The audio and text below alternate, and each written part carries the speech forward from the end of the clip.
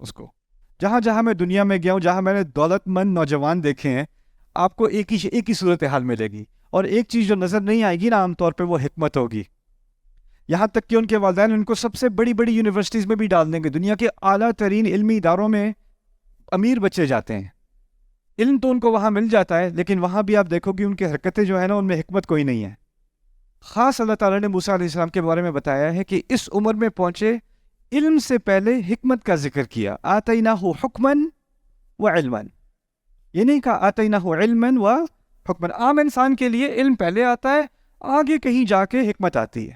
اور جب دولت اور قوت اور موقع اور اقتدار، یہ ساری چیزیں اکٹھی ہو جائیں، وہ بھی نوجوان عمر میں، تو حکمت کا دروازہ بند ہو جاتا ہے.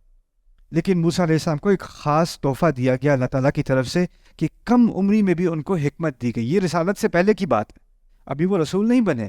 رسول جا کر بنیں گے جب طور پر جائیں گے، جب پہاڑ پر جائیں گے، جب آگ دیکھیں گے، وہاں پر ہم کلامی ہوگی اللہ تعالیٰ سے، وہاں پر رسالت کا منصب ان کو ملے گا. ابھی بس یہ ایک نوجوان ہے، ایک مسلمان نوجوان ہے، جس کو اللہ تعالیٰ نے اپنی طرف سے ایک تحفہ دیا ہے، حکمن، اور اس کے ساتھ ایک اور تحفہ دیا ہے، وہ علمن، اور علم بھی دیا ہے. اور یہ بھی بہت اہم ہے سمجھنا، کیونکہ اس دور میں دنیا کی اعلیٰ ترین یونیورسٹی، دنیا کی اعلیٰ ترین سوسائٹی، جس میں دنیا جہاں سے لوگ اپنے شہزادے، اپنے امیر، اپنے بچوں کو اعلیٰ تعلیم حاصل کرنے کے لیے بھیجتے تھے، وہ مصر تھا. مصر تمدن کا سب سے اعلیٰ مقام تھا دنیا میں. اسی لیے فرعون اس کے بارے میں کہا کرتا تھا وَيَذْهَبَ بِطَرِيقَتِكُمُ الْمُثْلَىٰ. تو وہ موسیٰ بعد میں جب رسالت کی بات آئی تھی، تو فرعون نے کہا تھا کہ مجھے تو ڈر ہے کہ یہ تمہاری یہ ساری سوسائٹی جس کی باقی سب مثالیں دیتے ہیں، اس کو غائب کر دے گا. اس کی بات مت سنو، ہم اس مقام تک پہنچے ہیں، اس کی بات سنو گے تو یہ سارا مقام، ساری ترقی غائب ہو جائے گی، لوگ ہماری مثالیں پھر نہیں دیں گے. یذهب بطریقتکم المثلی. تو علم بھی جو دیا اللہ تعالیٰ نے موسیٰ علیہ السلام کو، وہ صرف دین کا علم نہیں دیا، سیاست کا علم، سوسائٹی کا علم، اس وقت کے جدید علوم کا علم، ہر طرح کا علم، اس کی جو ایکسیس تھی ان کے پاس، جس طرح سے ان کے پاس وہ موجود تھا، اور اس کے ذرائع ان کے سامنے تھے، وہ کسی اور عام آدمی کے سامنے نہیں تھے. تو آتیناہ حکمن و علمن. اچھا، یہ یہاں تک تو بات ہو گئی موسیٰ علیہ السلام کی خاص عجیب اور بڑی خوبصورت زندگی کے بارے میں شروع کے سالوں میں. لیکن اس کی اس آیت کی انتہا میں اللہ تعالیٰ نے ہم سے خطاب کیا ہے. قصہ ان کے بارے میں، بات ہم سے ہو رہی ہے، اور کہتے ہیں وَكَذَلِكَ نَجْزِي الْمُحْسِنِينَ. اور جو بھی بہترین کرنے کی کوشش کرتا ہے، ہم اس کو اسی طرح جزا دیتے ہیں.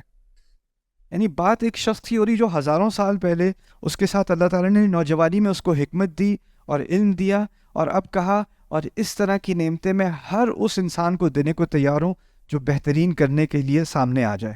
جو احسان کرے گا اس کے لیے دروازہ کھلا ہے اللہ تعالیٰ کی طرف سے. تو کوئی بھی نوجوان یہ نہیں کہہ سکتا کیونکہ میں ابھی کم عمر میں ہوں اس لیے تھوڑی نادانی ہے میرے اندر. ہم بھی کہتے ہیں اپنے بچوں سے نا، ابھی تو 20 سال کا ہے، تھوڑی نادانی کی عمر ہے، خیر ہے، ابھی تو کچھ حرکتیں ایسی کرنے دو، ابھی بچہ ہے. اور ہمارے یہاں تو 28 کا بھی ہوا ہے، ابھی بچہ ہے، چھوڑو جی، بچے ہیں. یہ بچہ بچہ کر کے ہم نے وہ جو احسان کا تحفہ اللہ تعالیٰ نے دینا تھا نا، کہ اگر ہم اپنے بچوں کو، اپنے ینگ لڑکوں کو خاص کر ان کو انکریج کریں، بلکہ لڑکیوں کو بھی، کہ اپنا بہترین کرو، پڑھائی کرنی ہے تو بہترین کرو، کام کرنا ہے تو بہترین کرو، ہر چیز میں احسان کرو. اور جب محسن بنو گے، جب ہر چیز میں بہترین کرنے کی کوشش کرو گے، تو پھر اللہ تعالیٰ یہ دروازے کھولتا ہے. یہاں ایک اور سوال بھی پیدا ہوتا ہے، اور وہ یہ ہے کہ جب آپ کے پاس پیسہ ہو، محل ہو، اس سے بڑا محل کہاں ملے گا؟ فرعون کے محل سے بڑا محل کہاں ملے گا؟ آپ کے پاس نوجوانی ہے، پیسہ ہے، قوت ہے، اقتدار ہے، تو اب تو بیٹھو آرام سے. اب کیا کرنے کی ضرورت ہے؟ جس کے پاس یہ چیزیں نہیں ہوتی، وہ اتنی کوششیں کر کے، محنت کر کے، تعلیم حاصل کر کے خواب دیکھتا ہے کہ ایک دن گھر ہوگا، گاڑی ہوگی، یہ چیزیں ہوں گی. وہ سب چیزیں تو ان کو نوجوانی میں ہی آ گئی. اب جب جس کے پاس ساری چیزیں ہوتی ہیں نا پہلے سے ہی، اس کے اندر موٹیویشن نہیں رہتی، میں کروں بھی تو کیوں کروں، مجھے کیا ضرورت ہے کرنے کی، کام محنت کرنے کی ضرورت تو باقی سب کو ہے، مجھے تو اب ضرورت نہیں رہی. لیکن اللہ تعالیٰ نے ان کے بارے میں کہا ہے محسنین، وَكَذَلِكَ نَجْزِي الْمُحْسِنِينَ. اشارہ ہے کہ وہ بھی محسنین میں سے تھے علیہ السلام، موسیٰ علیہ السلام.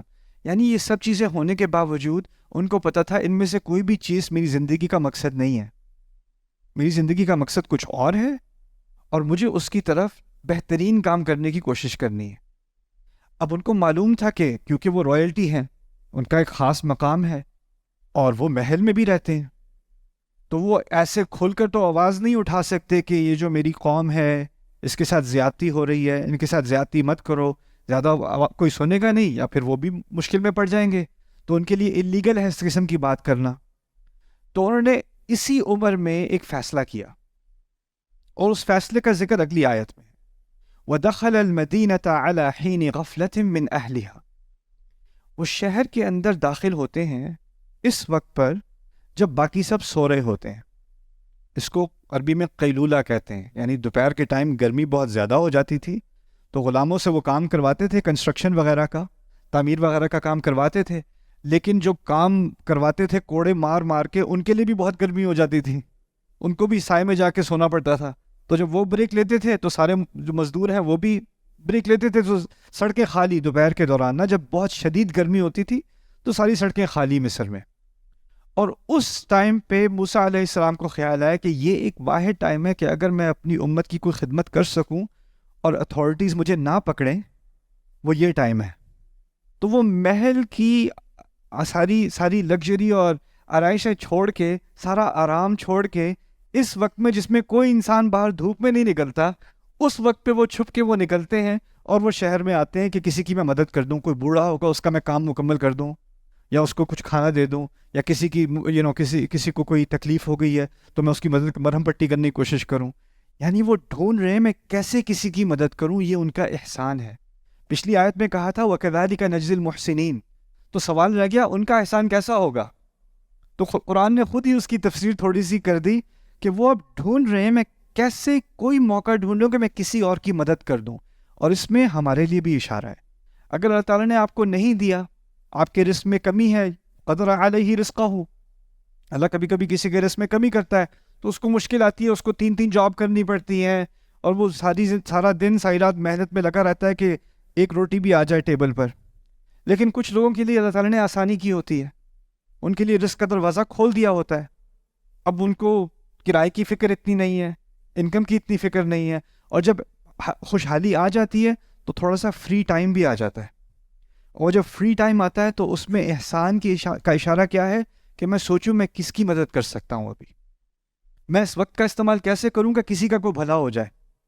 یہ ہے کذالک نجزی المحسنین۔ اور اگر میں یہ کروں گا تو مجھے کیا تحفہ، مجھے کیا ملے گا اس سے، مجھے کیا ملے گا؟ وہ پہلی آیت میں ہے، حکمن و علمن، وہ تحفے ہیں اللہ تعالیٰ کے، وہ ملیں گے مجھے حکمت ملے گی، میرے علم میں اضافہ ہوگا۔ اور حکمت کا پہلے ذکر کرنا اور علم کا بعد میں ذکر کرنا، اس کی ایک اور بڑی خوبصورت، اس کا ایک خوبصورت راز یہ بھی ہے کہ علم کسی کے پاس بہت زیادہ ہو اور حکمت نہ ہونا تو اس علم کا کوئی فائدہ نہیں ہوتا۔ تو اللہ تعالیٰ حکمت پہلے دے رہے ہیں، اور حکمت اخذ کرنے کے بعد اب آپ صرف اسی قسم کا علم حاصل کرو گے جس کا اصل میں ہی فائدہ ہوگا۔ اصل میں عربوں کے ہاں تو حکمت کی جو تعریف ہے نا، وہ ہے العلم النافع والعمل به، ایسا علم جو فائدہ دے اور پھر اس پر عمل بھی کیا جائے، یعنی مفید علم کو حکمت کہتے ہیں اصل میں۔ لیکن آپ دیکھ رہے ہیں اب ہم انفارمیشن ایج میں ہیں، ہم اس دور میں رہ رہے ہیں جو علم کا دور ہے۔ آپ کسی بھی چیز کا علم حاصل کرنا چاہتے ہو، آپ انگلی سے ایک تھوڑے سے بٹن دباؤ اسکرین کے اوپر، اسکرین پہ ٹیپ کرو، سارا علم آپ کے سامنے آ جائے گا۔ کسی بھی چیز کے بارے میں کوئی بھی سوال آپ کے ذہن میں، سوال آپ کے پاس فوراً آ جائے گا۔ آپ اپنے دادا سے پوچھو، اپنے ابو سے پوچھو، ان سے پوچھو جب آپ کے ذہن میں کوئی سوال آتا تھا تو آپ اس کا جواب کیسے لیتے تھے، کہ یہ سڑک کیسے بنی، یہ بلڈنگ کتنی پرانی ہے۔ اب میں گوگل کروں یہ بلڈنگ کتنی پرانی ہے، اس کا آرکیٹیکٹ کون ہے، لیکن اس وقت وہ کسی لائبریری میں جائیں گے، نہیں یہ کتاب تو اس لائبریری میں نہیں، آپ کو فلانی لائبریری میں جانا پڑے گا اگر اس سوال کا جواب۔ علم کا راستہ اتنا مشکل ہوا کرتا تھا، تو علم کا راستہ جتنا کھلا آج ہے اتنا کبھی انسان کی تاریخ میں نہیں کھلا ہوگا، لیکن حکمت کا دروازہ اتنا ہی بند ہوتا چلا گیا ہے۔ کیوں؟ کیونکہ اب ہمارا سارا فری ٹائم فضول علم حاصل کرنے میں چلا گیا ہے۔ عام نوجوان کو کسی اسپورٹس کے بارے میں، کسی ایکٹر کے بارے میں، کسی سنگر کے بارے میں، کسی یوٹیوبر کے بارے میں جتنی معلومات اس کو اس کے بارے میں ہے، جو مفید علم ہے اس کے بارے میں اس کو کچھ زیادہ نہیں معلوم، دینی اعتبار سے بھی اور دنیاوی اعتبار سے بھی۔ گاڑی اس کو فکس کرنی نہیں آتی، لیکن ویڈیو گیم کے بارے میں بہت ساری معلومات ہیں اس کو، کہ اس میں ہائی رینکنگ کیسے آتی ہے، ٹھیک ہے نا۔ تو یہاں پر جو حکمن و علمن کہا ہے، یہ تحفہ ہے اللہ تعالیٰ کی طرف سے، اگر میں کوشش کروں کسی اور کی مدد کرنے کی۔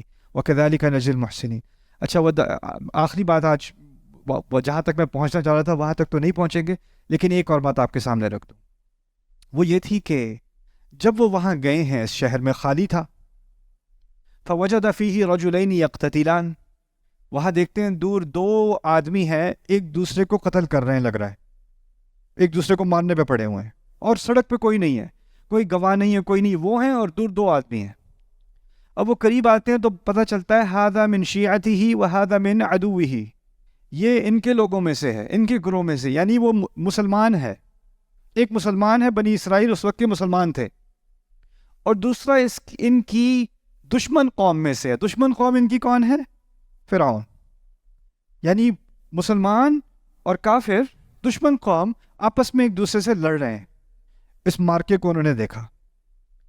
ھذا من شیعتہ وھذا من عدوہ فاستغاثہ الذی من شیعتہ علی الذی من عدوہ، تو جو ان کے گروہ میں سے تھا اس نے ان سے بڑی فریاد کر کے مدد مانگی اپنے ان کے دشمن کے خلاف۔ اس طرح سمجھ لیں میرے مسلمان بھائی میری اس کافر کے خلاف مدد کریں۔ اور استغاثہ کا لفظ ہوتا ہے بارش کی دعا کے لیے، آپ کو پتا ہوگا صلاۃ الاستغاثہ۔ مقصد یہ تھا کہ اشارے میں کہا جا رہا ہے کہ موسیٰ علیہ السلام کا قد اتنا بڑا تھا اور ان کی جسمانی قوت اتنی زیادہ تھی کہ ان کی مدد ایسے جیسے آسمان سے مدد آ رہی ہے، تو آپ کچھ کریں میرے لیے، آپ تو میرے بھائی ہیں مسلمان۔ فاستغاثہ الذی من شیعتہ علی الذی من عدوہ، تو موسیٰ علیہ السلام ایک ینگ نوجوان، وہ دیکھ رہے ہیں کہ میری امت کا ایک فرد، میرا بھائی، اس کے خلاف ایک کافر اس کو قتل کرنے کی کوشش کر رہا ہے، میں کھڑا دیکھتا رہوں کیا؟ تو وہ فوراً آگے گئے، فوقظہ موسیٰ، موسیٰ علیہ السلام نے اس کو ایک مکہ مارا۔ کس کو؟ فرعون کے فوجی کو۔ فقضى علیہ، اسی وقت اس کی موت ہوگی، ایک مکے سے وہ مر گیا۔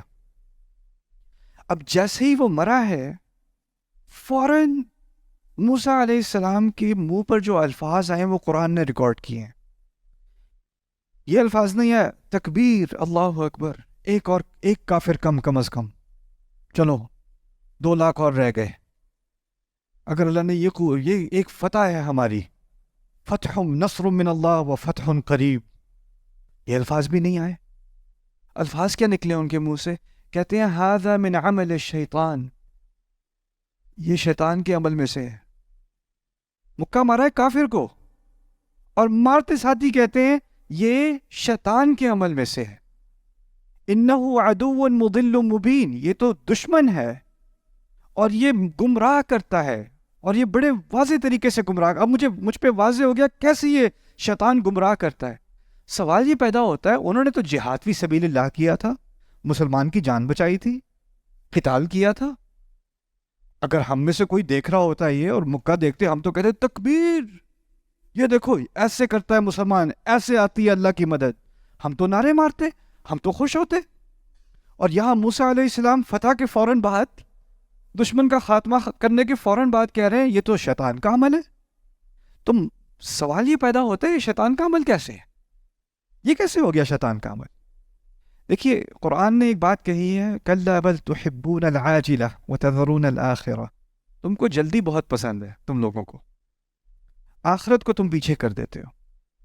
ایک روایت میں آتا ہے رسول صلی اللہ علیہ وسلم کہتے ہیں العاجلۃ من الشیطان، جلدی شیطان سے ہوتی ہے، جلدی شیطان سے ہوتی ہے۔ آپ کا مسلمان بھائی آپ سے مدد مانگ رہا ہے اور کافر اس سے لڑ رہا ہے، کیا آپ کے پاس 100% معلومات ہیں کہ کافر غلط ہے اور آپ کا مسلمان بھائی صحیح ہے؟ کیا مسلمان ہونے سے اس بات کی ضمانت ہو جاتی ہے کہ وہ مجرم نہیں ہو سکتا، یا اس کی غلطی نہیں ہو سکتی، یا وہ چور نہیں ہو سکتا، یا وہ قاتل نہیں ہو سکتا؟ یہ کہ اس کی بات کی کوئی ضمانت ہے کیا؟ آپ کے پاس ساری معلومات نہیں ہے۔ اگر کوئی آپ کی قوم میں سے ہے، آپ کی فیملی میں سے ہے، آپ کے گھرانے میں سے ہے، آپ کے گاؤں میں سے ہے، کیا اس کا مطلب یہ ہے کہ وہ صحیح ہے؟ اور جس سے آپ کی چڑ ہے، یا جس سے آپ کی لڑائی ہے، یا جس کو آپ پسند نہیں کرتے، کیا اس بات کی ضمانت ہے کہ وہ غلط ہے؟ نہیں۔ لیکن دوسری بات یہ ہے کہ دیکھیں، کیونکہ وہ مصر میں رہتے ہیں نا، تو لاکھوں دفعہ دیکھا ہوگا کہ کتنے فوجی، کتنے انیسنٹ قسم کے لوگ جنہوں نے کوئی جرم بھی نہیں کیا ہوا، ان کے ساتھ کتنی زیادتیاں ہزاروں دفعہ دیکھی ہوں گی انہوں نے، ہزاروں دفعہ۔ اب وہ 1000 دفعہ دیکھ رہے ہیں تو کہہ رہے ہوں گے 1000 دفعہ دیکھ چکا ہوں، وہی بات جو پہلے ہوتی ہوگی وہی ابھی بھی ہو رہی ہوگی، اسی لیے تو انہوں نے جلدی کی۔ وہ تو کہیں گے یہ تو میں نے کتنی دفعہ، بے شمار دفعہ دیکھا ہے اور میں کچھ کر نہ سکا، سب گواہ تھے، آج ایک موقع ملا تو میں کچھ کر تو سکتا ہوں نا، تو کچھ تو میں کروں۔ یعنی ان کی نیت میں کوئی خلل نہیں ہے، لیکن جو حکمت یہاں سکھائی جا رہی ہے کہ آپ نے ایک ہی چیز 1000 دفعہ بھی دیکھی ہو، 10,000 دفعہ بھی دیکھی ہو، ہر کیس الگ ہوتا ہے، ہر صورتحال الگ ہوتی ہے۔ اگر کوئی جج ہے، وہ 20 سال سے جج ہے، اس نے بہت سارے کیسز دیکھے ہیں، اس کے پاس ایک نیا کیس آتا ہے، وہ بندے کی شکل کہتا ہے میں تو بندے کی شکل دیکھ کے بتا دیتا ہوں کہ اس نے ظلم کیا ہے۔ اگر جج ایسا ہونا تو اس کو جج نہیں ہونا چاہیے، کیونکہ وہ کیا کر رہا ہے، اپنے سابقہ تجربے کی بنیاد پر وہ گمان کر رہا ہے کہ یہ کیس کیسا ہوگا، اور یہ انصاف کے خلاف ہے۔ موسیٰ علیہ السلام نے جو اپنا اقدام کیا نا، وہ تمام معلومات لینے سے پہلے کیا، جلدی کر دی، جذبات میں آ گئے، سوچا کہ جب اتنی زیادہ دفعہ میں نے اس قسم کی زیادتی دیکھی ہے تو یہ بھی اسی کی ایک مزید مثال ہوگی، اور یہ سب، اور جذبہ اچھائی کا تھا، لیکن شیطان بھی کبھی کبھی اچھائی کا جذبہ استعمال کر کے آپ سے کام نکلواتا ہے، اور یہ حکمت قرآن نے سکھا دی، ھذا من عمل الشیطان۔ اور پھر اب سمجھ میں آتا ہے جب اللہ تعالیٰ نے کہا تھا نا کہ ان کو حکمت دی تھی، اس قصے کے شروع میں بھی کہا تھا نا حکمت دی تھی انہیں، یعنی انسان غلطی کرے اور اس کو فوراً سمجھ میں آ جائے کہ یہ اصل میں بہت بڑی کیا تھی، غلطی تھی، اس سے بڑی حکمت کیا ہوگی، اس سے بڑا علم کیا ہوگا، فوراً اس بات کا خود ہی اعتراف کر لیتے ہیں کہ یہ شیطان کا عمل ہے۔ اب ایک آخری مسئلہ رہ گیا، خطبہ لمبا ہو گیا ہے لیکن آخری مسئلہ ورنہ بات آدھی رہ جائے گی، وہ کیا ہے کہ اگر کوئی غلط حرکت کرتا ہے، غلطی ہو جاتی ہے کسی سے، کسی کے ساتھ زیادتی بھی ہو جاتی ہے، اور پھر آپ کہیں یہ جی بس شیطان کا اثر آ گیا تھا میرے اوپر، یہ شیطان جو ہے نا یہ بہت ہی ذلیل مخلوق ہے، اس کی مجھے بھی اس سے بڑی نفرت ہے، میں نے نہیں کیا تھا، اصل میں یہ شیطان کا اثر تھا۔ اب آپ شیطان کو مل کے کوستے ہیں، سارا کام، ساری جو جڑ ہے خرابی کی وہ شیطان ہی ہے۔ اس سے کیا ہوتا ہے، انسان کہتا ہے کہ شیطان کی وجہ سے ہوا، یہ تو شیطان کے اعمال میں سے ہے، تو اس طرح سے سمجھے کہ میں نے اپنے اوپر سے ذمہ داری اٹھا دی اور ساری ذمہ داری کس پہ ڈال دی، شیطان پہ، اس نے کیا، ھذا من عمل الشیطان انہ عدو مضل مبین۔ فوراً اگلی آیت میں خود ذمہ داری لیتے ہیں، کہتے ہیں ربی انی ظلمت نفسی فاغفر لی، میں نے اپنے نفس پر خود ظلم کیا، میں نے کیا ظلم، مجھے معاف کیجیے۔ یعنی شیطان تو ہے، لیکن ان کو اچھی طرح اس بات کا علم ہے کہ قیامت کے دن وہ یہ نہیں کہہ سکیں گے یہ تو شیطان تھا میرے رب، میں تھوڑی تھا۔ فوراً اللہ تعالیٰ کی طرف رجوع کر کے کہتے ہیں انی ظلمت نفسی، میں نے، اس میں کوئی شک نہیں ہے، جو ظلم کیا ہے وہ میں نے اپنے اوپر کیا ہے۔ اور یہ بھی بہت بڑی حکمت ہے، کسی سے غلطی ہوتی ہے نا تو وہ کہتا ہے سوسائٹی دیکھیں، سوسائٹی میں پریشر بہت ہے، فتنہ بہت ہے، میں کیا کروں، ایسے ہو گیا، لیکن میں انسان ہوں آخر، اس کو دیکھیں، اس نے مجھ سے یہ بات کی، مجھے غصہ آ گیا تو میں نے یہ کر دیا، فلانے نے یہ کیا، میں نے ایسے کر دیا۔ آپ ہر ایک کو ذمہ دار ٹھہرانے کو تیار ہو، لیکن حکمت کا تقاضا کیا ہے، اپنے آپ کو تو پہلے ذمہ دار ٹھہراؤ نا اپنے رب کے سامنے۔ اگر یہ نہیں میں کہہ سکتا کہ اصل میں جو ظلم کیا وہ میں نے اپنے ساتھ کیا ہے، تو مجھے معاف کر دیجئے، فغفر لہ، اور اس کی بنیاد پر اللہ تعالیٰ نے انہیں معاف کر دیا، فغفر لہ۔